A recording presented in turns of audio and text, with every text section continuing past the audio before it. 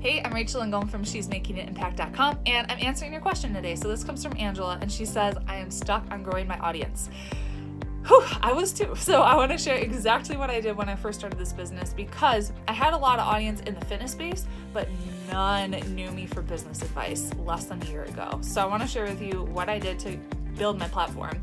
It started off by doing interview swaps. And so I looked at who was in a similar but non-competing industry, who I could reach out to and say, I'll get you in front of my people, and this is going to benefit you because. And so one of the first people, someone that I reached out to, she was coaching health coaches in the business space. And so I was able to say to her, I have a huge audience of health coaches because I was a Beachbody coach, and I want to help you reach more people. So why don't I interview you on my Facebook Live, and it's going to make you look really good and help you build your audience, because at the end of the day, they're thinking, what's in it for me? And so you can't reach out to somebody like Marie Forleo or Amy Porterfield. They're going to say no. But if you look for somebody who has maybe they're a little bit further ahead of you, or you're definitely able to add value to them, they're going to share that with their people. Their people are going to wonder who you are. And so it's going to bring you back.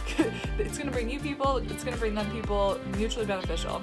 And what happens on those interviews, you're going to be able to build that relationship. And I definitely suggest asking, hey, what can I do to support you? How can I help you? And they're going to say, okay, you can do this, but how can I help you?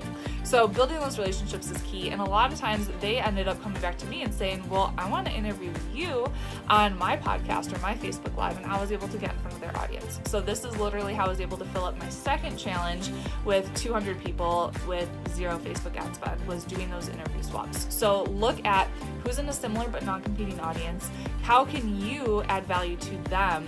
What's in it for them? How would it benefit them being on your show? Maybe you have a specific audience, maybe something where you can come back to them and say, hey, I want to interview you. This is what it's going to bring to you.